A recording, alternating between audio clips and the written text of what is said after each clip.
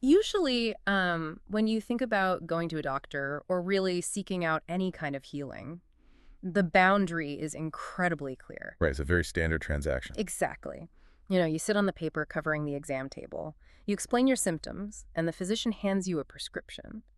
The illness belongs to you, and the cure comes from an outside tool, like a pill or surgery or a rigid treatment plan. Yeah, you don't expect the doctor to actually take on the illness themselves. Right. But imagine, just for a second, a completely different scenario. Yeah. Imagine a traditional doctor who, instead of giving you a pill to lower a dangerous fever, cures you by physically pulling that fever out of your body and absorbing it into their own. Oh, wow. Yeah, they walk out of the room burning up, sweating, fighting off the infection, just so that you can walk away perfectly fine. I mean, what kind of person chooses that life? It's hard to even fathom.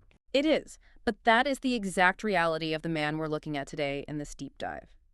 Osman, a practitioner widely known as the blind Muslim yogi. We are pulling from excerpts of his own profound and honestly sometimes startling accounts of his life. Startling is definitely the word for it. Seriously, our mission today is to explore this really empathetic account of a man who firmly believes that to heal others, he must literally sacrifice his own health, his longevity, and even his luck. So, okay, let's unpack this. Well, to start, it requires us to completely suspend our conventional frameworks of what medicine actually is. Wow. We are examining Osman's deeply personal, experiential worldview today. Yeah, a worldview forged through what? Decades of extreme physical practice. Exactly. Decades of practice and immense personal sacrifice. And it's a worldview that often stands in stark, unyielding contrast to traditional medical science. We have to approach his account analytically, sure, but with profound respect for the fact that for Osman, none of this is abstract theory. No, it's very, very real to him. Right. This is the minute-by-minute, lived reality of his own nervous system and his own degrading body. So to even begin to understand that reality, we have to look at the exact mechanics of what Osman believes he's doing when he walks into a room with a patient. Right, because he operates as a bioenergy healer. Yeah, but he wasn't dealing with mild aches and pains here. He specializes in some of the most difficult, heartbreaking cases you can imagine. Critical care recovery, terminal illnesses, things like that. The ones where traditional medicine is often run out of options. Exactly. And he makes it abundantly clear that in his specific practice, energy healing is not about, standing across the room and sending someone comforting vibrations. No, it's not just good vibes. He views the process as a literal biological extraction. A biological extraction. Yeah. In Osman's philosophy, the negative energy, which encompasses the physical illness, the biological failure, the sheer suffering of the patient, it doesn't just vanish into thin air when the person gets better. Right, because of the law of conservation of energy. Exactly. Energy cannot be created or destroyed. It only changes locations. Hmm. So to remove a lethal disease from a dying patient, Osman believes that destructive energy has to go somewhere. It has to enter him. Man. And he is incredibly blunt about the mathematical cost of this absorption. He explicitly states that he expects this practice to shorten his own lifespan by a minimum of 20 years. 20 years of your life just gone. Yeah. I mean, for everyone listening, if you knew your empathy and your desire to help at a literal biological ticking clock, would you still do it? It's like looking at Osman's own life force as a highly absorbent sponge that's just being used to clean up toxic chemical spills. That's a really good way to put it. Yeah, because, yes, the spill has gone from the floor, the area is safe again for the patient, but the toxins are now trapped deep inside the sponge, and eventually, no matter how much you try to rinse it out, those fibers are going to degrade. They rot and break down completely. Mm. And what's fascinating here is how Osman approaches this degradation with his eyes wide open. He's not in denial at all. Not even a little bit. He's currently 57 years old, and he has no delusions of invincibility. He openly, almost casually, accepts that his body could give out in a few days, a few hours, or a few years. He's just made his peace with it. Completely. He's done the grim math on his own mortality, and he considers it a worthy trade, because he's saving lives that traditional medical science could not. To him, trading his decades for someone else's tomorrow is a fair exchange. But the toll this takes on him isn't just a lingering threat of dying early. the devastation bleeds into every single facet of his daily existence. Oh, absolutely. It's ruined his personal life. Completely. He attributes a massive amount of personal misfortune to absorbing what he calls the bad luck and negative energy of his patients. It isn't just physical sickness, it's the chaotic energy of suffering. Right. And that has a huge ripple effect. It really does. I mean, he mentions going through 6 divorces. 6 what? Yeah, 6. And he talks about losing hundreds of millions in various business ventures. There was one business in particular that he says took 17 years of sweat, late nights, and intense effort to build. And he lost it. Lost it completely. And on top of that, he mentions being left with hardly any friends to speak of. Well, when you operate as a human sponge for the extreme suffering of others, that energetic weight inevitably crushes the normal load-bearing structures of a standard life. You just can't sustain it. No. Relationships fracture under the strain. Finances collapse. Social circles dissolve because the isolation required to process that much negative energy is just absolute. Yeah, and speaking of processing that energy, I think we need to talk about what happened in Turkey. Oh, the Turkey incident, yeah. Because that's the most visceral anecdote in our source material. It's the moment that truly forces you to confront the harrowing physical reality of extreme empathy. It's genuinely difficult to process. It really is. So, picture this. Osman is living completely alone in an apartment in Turkey. And he takes on a critical care recovery. But, not just for one person. He takes on 3. Yeah, 3 dying patients simultaneously. Which is wild, because by his own admission, pulling the negative energy out of even one terminal patient brings him to the absolute inch of his own life. Right. But he says he simply didn't have the heart to look the other 2 people in the eye and say no. And the resulting energetic drain from trying to pull 3 separate human beings back from the threshold of death caused a total catastrophic physiological collapse. He was bedridden in that apartment for 2 weeks. 2 full weeks. And let's focus on what that actually looked like, because he wasn't just resting in bed. He couldn't eat a single bite of food. He couldn't even walk. No, he had to drag himself. Literally. Huh. He describes this agonizing process of having to drag himself across the apartment floor on his bare elbows, desperately using the wall to haul his dead weight up just to reach the toilet to pass water. Unbelievable. And he survived for those 2 weeks by barely taking sips from a single bottle of water he managed to keep next to him. And the outcome of all that suffering. Out of those 3 critical patients, he lost 1, but he successfully saved 2. Yeah. And his only stated regret, while he was dragging himself along the floorboards in total agony, was that his energy had dropped too low to save the 3rd person. Here's where it gets really interesting, because you can look at Osman's situation like a massive financial overdraft, but played out within his own biology. Oh, that's a great analogy. Right. Because he does mention that he uses various therapies and breathing practices to constantly try and build his life force bank account back up. He's desperately trying to make deposits of positive energy. But the withdrawals are just too massive. Exactly. He continually writes checks to his patients that are vastly larger than his available balance. When you overdraw your physiological bank account to save 3 dying people all at once, the inevitable result is total physical bankruptcy. And that physical bankruptcy brings us directly to the most profound and permanent physical loss Osman has suffered. It also presents us with a fascinating, almost unsolvable clash between 2 completely different ways of understanding human biology. Yeah, because we noted at the beginning that he is universally known as the blind Muslim yogi. Right. And the story of how he actually lost his sight is the ultimate flashpoint of his entire worldview. Totally. Osman believes with absolute certainty that he lost his left eye immediately after healing a patient who was suffering from a severe, unyielding viral illness. And this patient wasn't responding to traditional treatments, right? No, not responding to antibiotics or anything. So Osman stepped in, performed the bioenergy healing, and he describes the moment vividly. He literally felt the viral infection, accompanied by this blinding, severe headache, move directly out of the patient and into his own head. He felt it physically transferred. Yes. And the patient miraculously recovered, but Osman sacrificed the sight in his left eye. And then shortly after that, following a second brutal critical care recovery, he lost the sight in his right eye. Leaving him completely blind. Completely. But this is where we must carefully examine the conflicting viewpoints presented in the text, because the traditional medical community views his blindness through an entirely different lens. Right, the empirical side of things. Exactly. According to the source material, medical science attributes Osman's sudden blindness to a severe adverse reaction to the COVID vaccine. Which is quite the pivot. It is, and we have to look at this tension impartially. Traditional medicine relies strictly on empirical, measurable evidence. An adverse vaccine reaction, however rare, fits perfectly into an established biological framework that doctors can chart and measure. Right, whereas energy healing doesn't. Exactly. The concept of a viral illness physically transferring from one human to another through non-physical energetic means it's simply not measurable by our current scientific instruments. So we have the clinical empirical diagnosis sitting on one side of the table and Osman's deeply visceral, chronological, lived experience sitting on the other. If we connect this to the bigger picture, it perfectly illustrates the intense friction between empirical data and experiential knowledge. And Osman is highly aware of the medical perspective. He doesn't just reject science outright. No, he doesn't dismiss the concept of science at all.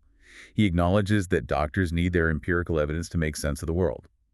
But he fundamentally trusts his own lived experience above all else. Which makes sense for him. Right. For him, the immediate chronological link, the fact that he healed a severe viral illness and instantly felt that exact sickness enter his own skull, is an undeniable somatic truth. So how do we even begin to reconcile those two truths? I mean, for you listening, does the lack of empirical, measurable evidence automatically invalidate an individual's profound lived reality, especially when they're the ones paying the ultimate, irreversible price? That's the core question. It really is. Osman lost his sight, his livelihood, his wealth, and his relationships.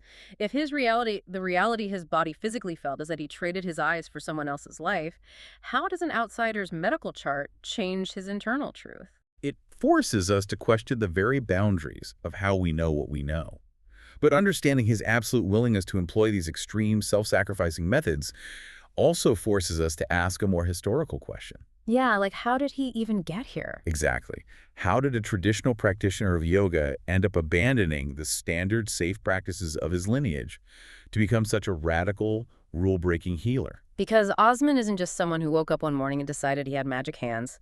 His resume in these fields is massive. Very deeply rooted in tradition. Yeah, he's been practicing yoga and meditation for almost 50 years. He's been teaching for 46 of those years. He details studying under grandmasters all across the globe, the Far East, the Middle East, the West. He even engaged directly with scientific communities to test his boundaries. But despite half a century of traditional study, Osman actively and aggressively rejects pure theory. He has zero patience for it. Right. He has a deeply pragmatic view of knowledge. He recounts meeting high-level celebrated scholars who knew the ancient texts of yoga and meditation perfectly. They could debate the philosophy all day. But they couldn't even pronounce the words right. Exactly.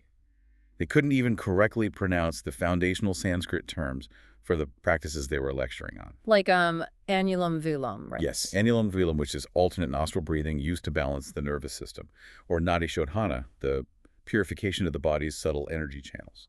Yeah, and for Osman, if you're a scholar talking about channel purification without knowing how to actually do it, you're useless. He concluded very early on that an ounce of practice is worth tons of theory.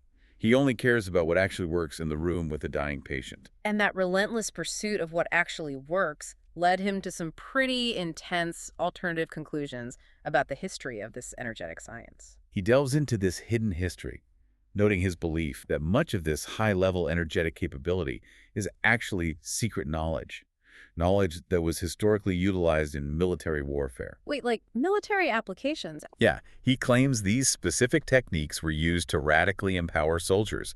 He even compares their historical capabilities to ninjas before the knowledge was deliberately abolished and buried. Just to prevent the public from having that kind of power. Exactly. And Osman sees his current role as resurrecting and unraveling those lost secrets. His primary goal now is to actively bypass the decades of theory and provide his students with highly practical, immediate shortcuts. Okay, the shortcuts. These are wild to think about, especially given his background. They really are. He mentions that it took him roughly 22 years of grueling, daily practice to achieve a safe out-of-body experience. But because he wants to save his students from wasting decades of their lives, he teaches them how to achieve that exact same state in just 1 to 2 days. That is a massive acceleration. It is. He even offers a completely free 5-minute yoga and meditation program on his website, yogawellness786.com.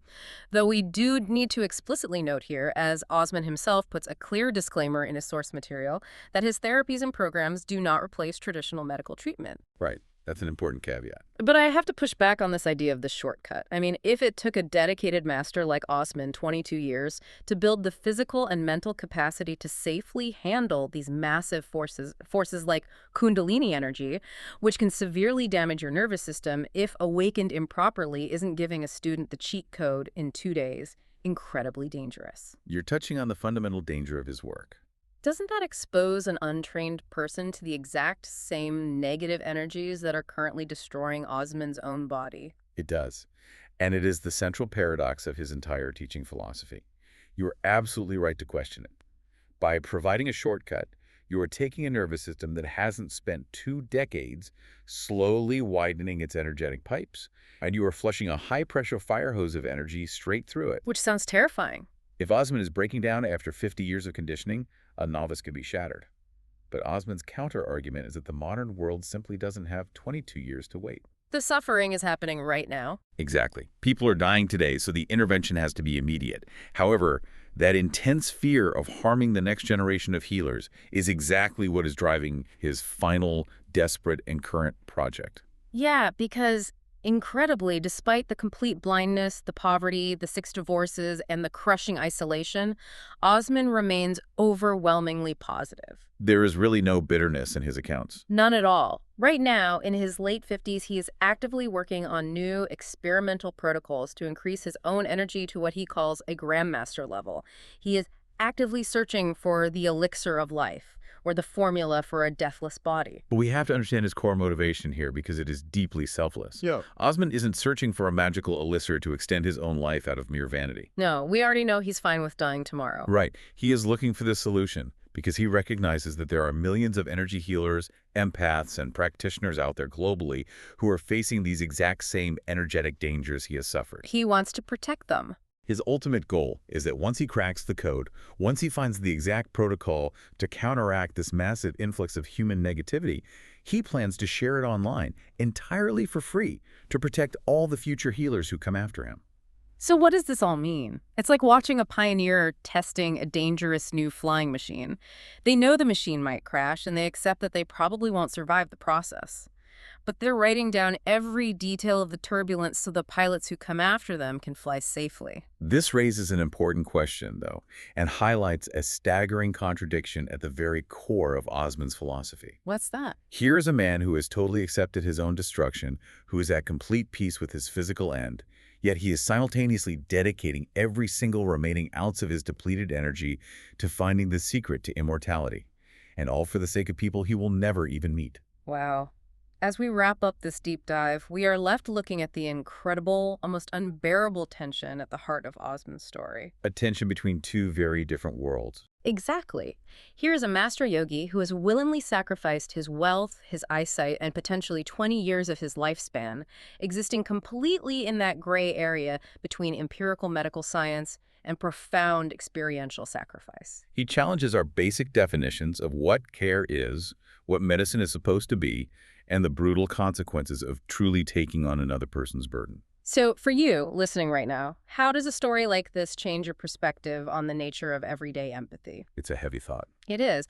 I mean, we might not be bioenergy healers pulling terminal illnesses out of patients in a cramped apartment in Turkey, but we all take on the pain of the people we love. We do. We listen to our friends vent their deepest traumas. We sit quietly with family members in their grief. There are always hidden costs to taking on other people's pain, even just emotionally. Osman's story just magnifies that standard human transaction to its absolute literal extreme. It really does. I want to leave you with one final thought to mull over as you go about your day. Let's hear it. Osman is searching for an elixir to counteract the physical toll of absorbing human suffering. But let's say he finds it. If suffering is a fundamental constant of the human experience and energy that can't be destroyed, only moved is a true elixir even possible.